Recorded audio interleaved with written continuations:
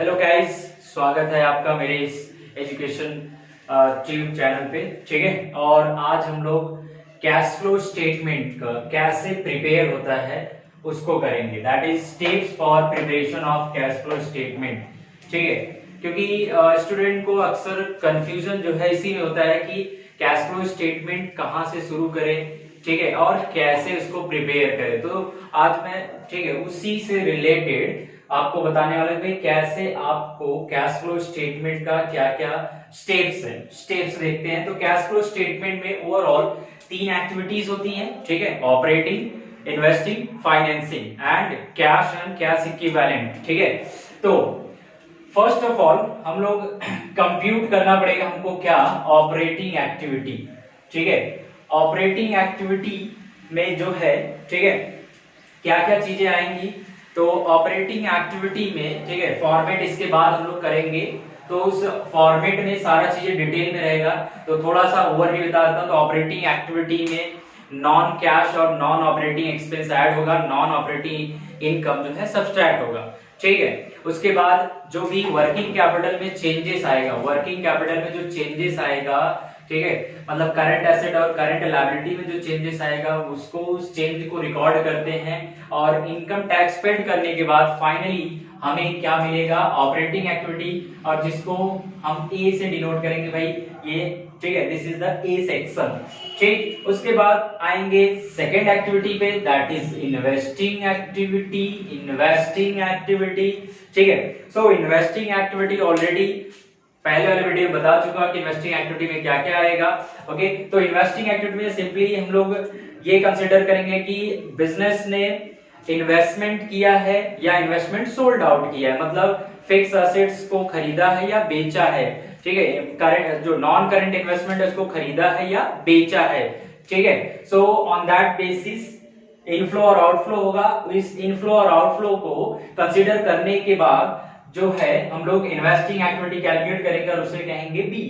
Okay, so third step that is calculation या compute financing activity. तो financing activity में already हम लोग डिस्कस कर चुके हैं फाइनेंसिंग एक्टिविटी में क्या क्या आएगा।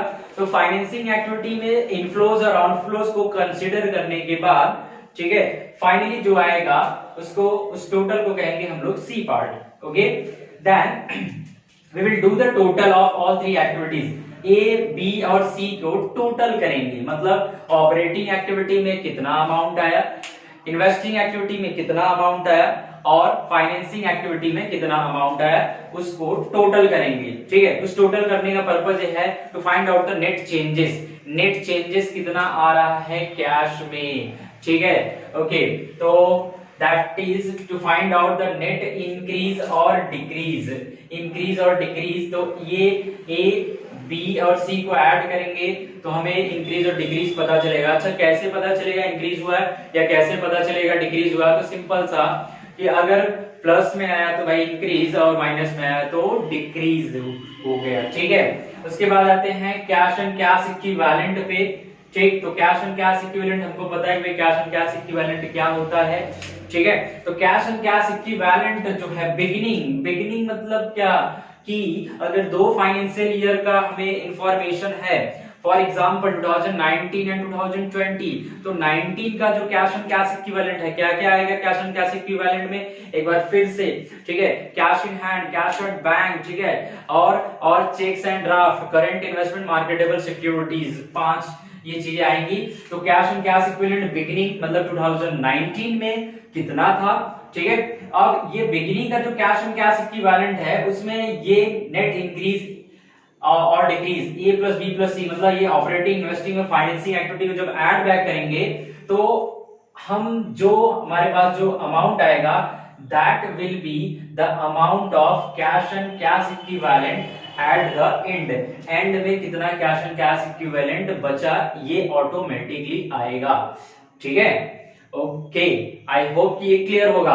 अब फटाफट एक ओवरव्यू कि भाई एनपीबीटी से स्टार्ट होता है हमारा कैश फ्लो स्टेटमेंट। ठीक है, तो एनपीबीटी, ठीक है, एनपीबीटी कैसे कैलकुलेट करते हैं, ठीक है, ये हम लोग देख चुके हैं। उसके बाद cash flow from operating activity, cash flow from investing activity, cash flow from financing activity and अब ये तीनों एक्टिविटीज को हम लोग अभी नामकरण कर दिए थे ए बी सी, ठीक है। तो जब इन तीनों को ऐड बैक करेंगे A plus B plus C, ठीक है, then we will come to know कि तीनों एक्टिविटी में इंक्रीज, तीनों एक्टिविटीज में जो भी कैश इनफ्लो या आउटफ्लो उससे इंक्रीज हो रहा है या डिक्रीज हो रहा है, ठीक है। तो अगर अमाउंट जो है तीनों एक्टिविटीज को ऐड करने पर माइनस में आया तो डिक्रीज, प्लस में आया तो इंक्रीज, वेरी गुड, ठीक है। उसके बाद कैश एंड कैश इक्विवेलेंट्स जो है एट द बिगिनिंग को जब इसमें ऐड करेंगे, ठीक है। फॉर एग्जांपल, जैसे एक एग्जांपल, छोटा सा एग्जांपल लेके देखते हैं फटाफट कि एनपीबीटी मान लेते हैं, ठीक है। एनपीबीटी हमारा 25,000 का है, ठीक है। ऑपरेटिंग एक्टिविटी ओवरऑल जो है वो 75,000 का आ गया, ठीक है। इन्वेस्टिंग एक्टिविटी जो है वो आपका आ गया 30,000 माइनस में, ठीक है। उसके बाद financing activity, let us take financing activity जो है वो 40,000 है, ठीक।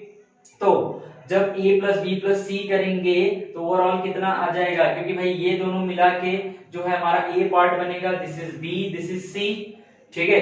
तो ये कितना हो गया, दैट इज 1 लाख रुपीस, ठीक है। और ये मेरा इन्वेस्टिंग जो है वो 30 है, माइनस में है, तो ब्रैकेट में 40 प्लस में है फाइनेंसिंग। तो ओवरऑल नेट इंक्रीज डिक्रीज करेंगे तो 1,40,000 प्लस में है, 30 माइनस में है, ठीक है। तो 1,10,000 आएगा and that is the increase, ठीक है, क्योंकि प्लस में आ रहा है अमाउंट, ठीक है, नेट इंक्रीज हो रहा है। ओके, अब हमारे पास कैश एंड कैश इक्विवेलेंट का इंफॉर्मेशन जो है, कैश एंड कैश इक्विवेलेंट का इंफॉर्मेशन क्वेश्चन में गिवन होगा, ठीक। तो जो ओपनिंग बैलेंस होगा, ओपनिंग बैलेंस जो होगा या जो cash and cash equivalent at the beginning, for example जैसे 2019 एंड 2020, ठीक है।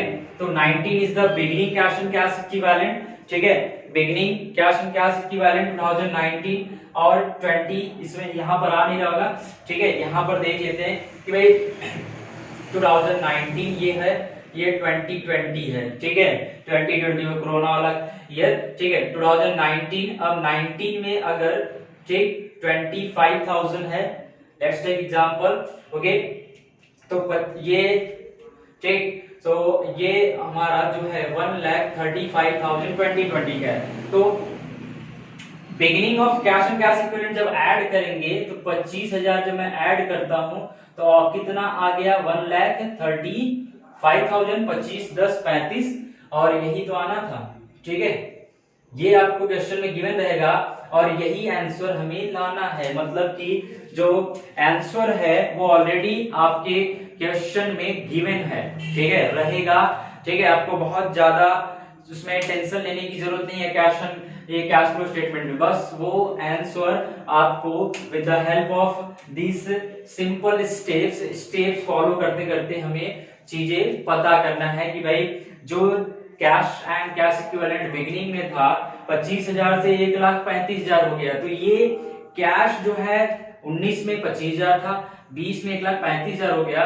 तो एक फाइनेंशियल ईयर में ये चेंजेस हुआ कैसे, तो ये चेंजेस होने के 3 रीजन है, 3 एक्टिविटीज है, ऑपरेटिंग, इन्वेस्टिंग, फाइनेंसिंग, ठीक है। तो सारा चीजें जब हमारा कंप्लीट होगा पूरा एक क्वेश्चन, तो अल्टीमेटली जब हम नेट इंक्रीज और डिक्रीज मतलब तीनों एक्टिविटीज को जब मर्ज करेंगे, एक साथ ऐड करेंगे, उसमें opening cash and cash equivalent को जब ऐड कर देंगे, ठीक है, तो ऑटोमेटिकली क्लोजिंग वाला बैलेंस आ जाएगा, ठीक है।